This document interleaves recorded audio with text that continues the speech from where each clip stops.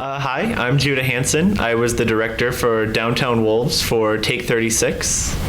I'm Kenton Hansen. I was the producer and I helped edit for Downtown Wolves and helped write. Assistant cinematographer. I'd say that's maybe in your toolbox You're there the too. director.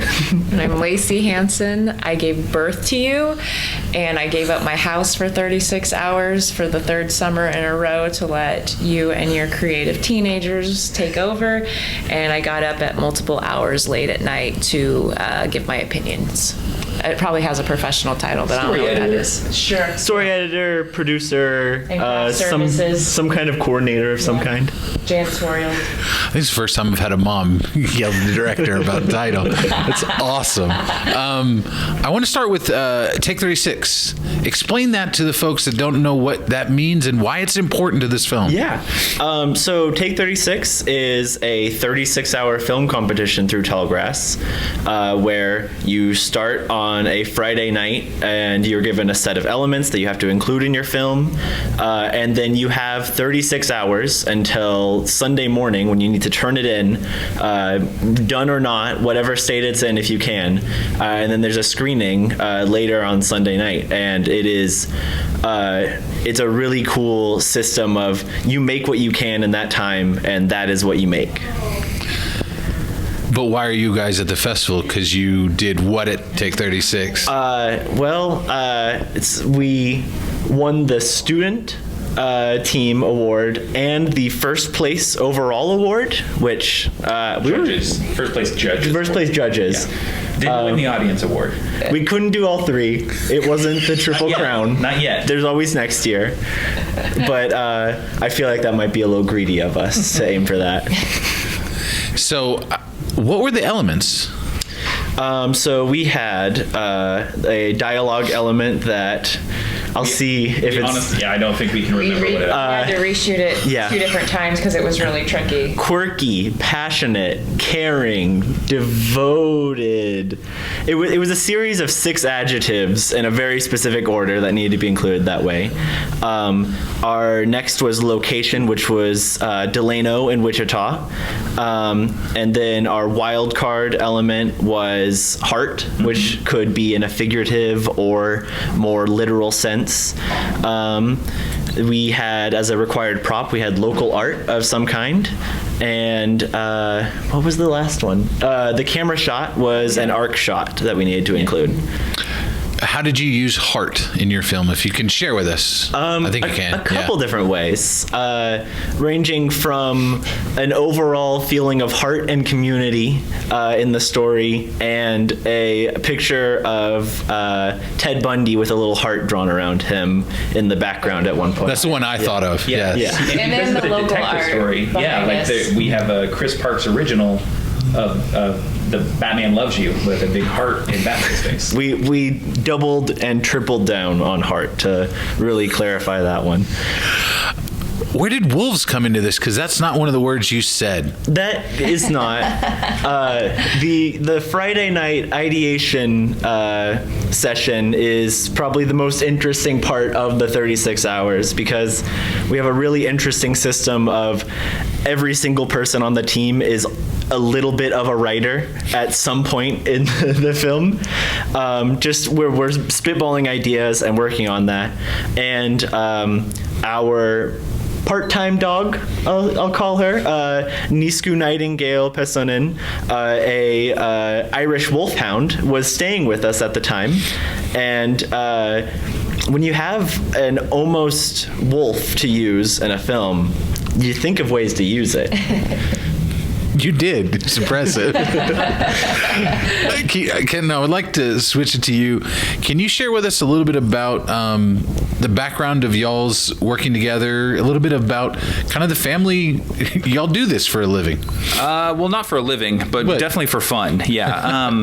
So the Take 36 is kind of like it's been around for a while in a couple different iterations. And one of the first iterations, I did it alone as part of a team that I worked with, coworkers basically.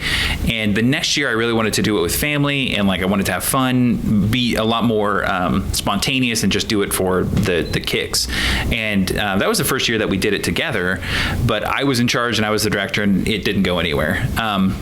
Our film was not great, and that's fine. But then I was like, one of the great things about being a dad, I'll tell you, just for everyone at home, is that eventually you get to the point where you get to do the things that you thought would have been fun when you were a kid, because I have disposable income and a little kid who it's like a really good thing. Like, oh, what a good dad. Little kid says about his almost 19-year-old son in college. It started when you were... When it started. Yeah. So we started with his friends. And I was like, hey, bud, do you want to do this? And he was like, yeah, I want to do this. That's not how the story goes. It was my idea first to do it. And you were like, oh, that's a great idea. So... However, no, it's lost to the annals of history. What I do know is I hang out with teenagers once a year for 36 hours and pay for it all somehow. But in the end, I get tall passes occasionally, so it works out. Ah, victory. Yeah. Since we've heard from Dad, can we hear from the other parental unit? Why do you allow this kid to do this? He has the benefit of being an only child, and parents who apparently have never told him no. But the rule of the house is he's very spoiled, but he's not a spoiled brat. But specific to this project, when we got out of the way, he had a lot more success. And so just like, he's got the talent. I can clean up a house. I can mostly clean up whatever they do. And it's actually quite fascinating to see what their little brains can come up with if I get out of the way. And I take umbrage at the idea of what I contribute as being getting out of the way. I got very little sleep. I had to take vacation days in order to recover. Okay. But those messes you're talking about, we've come with some interesting ones. We've filled up a giant tub of soapy water and drug it out into a field. Mm-hmm. We've covered an alleyway in blue gender reveal powder. You wrapped up a giant area rug to look like a dead body and dropped it in a local creek. Yep. This all takes place from my... That wasn't a real dead body I saw? No. It was We actually don't have that sort of budget movie yet. magic. It was simply a broomstick and a handful of bricks. That's all it takes. It's actually... Finish that question. Yeah, it's super rewarding. Like, it's annoying and we're tired and we're cranky, but it's super rewarding. Like, if you have the means to let them go crazy, it's, even if you don't end up on the podium, it's really rewarding to see what they can come up with. You mentioned earlier craft services. What did you feed this crew? Anything that can be delivered is really nice because I'm not a very good cook, but Jimmy John's, sandwich platters, Pizza Hut. We did do a very, very late night burrito delivery that really perked them up. That got us through to editing. I do need to say, when you're working with teenagers, and this always takes place in the hottest time of the year, I came with a cooler full of water, Gatorade, because they were going to be outside, and then I met them when they were on location, and they were all severely dehydrated because they forgot it. So, yeah. Too busy getting a broom and a bunch of crap to put into the thing. Yeah, exactly. You have to make sacrifices for your art sometimes, and even when all of the things are set up for you to not have to make any sacrifices, sometimes you still forget. And really, not peeing for a couple days isn't much of a sacrifice. It really isn't. That's the only negative side effect. We only asked 36 hours from you, nothing more. What did you guys shoot on? I actually looked this up. I made sure that we had this right. So there were 2 Android phones, which I don't know how to. So this was a phone. Okay, that's Yeah. what I assumed. Okay, Primarily- it looks great, but I was like, there's some shots. They're quick. I don't think this is camera. There's still. a Nikon that we use, a Nikon DSLR that like I think a 3900. I looked it up and promptly forgot it now that we're talking about it, and a DJI Air 2 that Okay. we got for the overhead shot.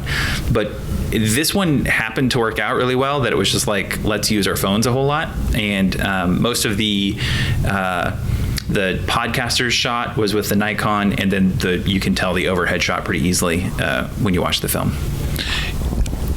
Are the podcasters going to do a real podcast based on the film, or were they only playing podcasters? We would have to ask them. The fun fact is they actually hate each other. They do not get along at all. They have this big controversy going on. it's not good for their podcast. No, yeah. But that was, I mean, they wrote their own script for their sections of the podcast. So they basically wrote a podcast at the same time that we were writing the rest of this short film. So in theory, they have everything they need. They just need a series of mysteries to investigate and uncover. I mean, I think the point of our film is you don't. No, you know. That is the no spoilers. Oh, spoiler. Sorry. A large dog, perhaps. Before mentioned, yes. We have a 24-hour and a 48. We don't have a 36, but we have that in Dallas.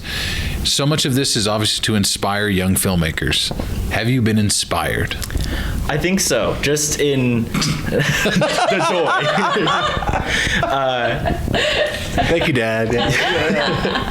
Yes, I definitely. It is a really good. The time constraint is a great way to just force you to be as creative as possible. It's one of those things where I'm never going to get bogged down with a deadline on that when there's only that one deadline that I have to meet. And it can't drag on. It can't get overcomplicated. It has to be this. And that's just a really great format. And every year, especially the 40 other ideas that we came up with and didn't go with are sitting in a back pocket that if we wanted to make something else, we have that ready. And it's definitely been a lot of inspiration for different things. What does it mean that it's showcased and highlighted at the festival? It's not just you guys got to be on the podium or whatever. They do that next step. This is something that's presentable to the audience. It is very much a part of the short community we have here. Yeah, that really legitimizes it. And it is still me and my friends filming each other on our phones on a weekend, but the fact that it is on a screen in front of a giant audience at the end of the weekend really it makes your brain click into some different recognition when you see it. So last question, I know now that you're inspired to be a filmmaker and I want to see what's next for you. Would you ever hire parental units again in any of your future projects? Higher. Trying to help Dad with the money. I was about to say, I think I fund the films. I think I hire you. Pitch me something. If anyone's the employer, well, he always gets recouped when we win. So whether that's through toll passes or just paying production costs. So I think we're even right now, currently. The math certainly doesn't add up, but we'll go with it. When it comes to specifically budgets for films, I think we're even. Who paid for the But plane ticket home this weekend? well, I feel like that was the Southwest points at a certain, Just gave a trademark to Southman.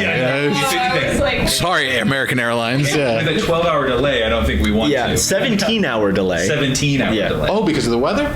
I don't know why. A impressively unfortunate series of just different delays and misconnections and just a whole mess of modern air travel. An Irish wolfhound was involved, I guarantee it. She was out on the runway, the planes didn't know what to do. Thank you guys for the chat. Really loved having you guys in, and keep doing what you're doing. It's been a blast. Thank you. Thanks so much. Thanks. Thank you.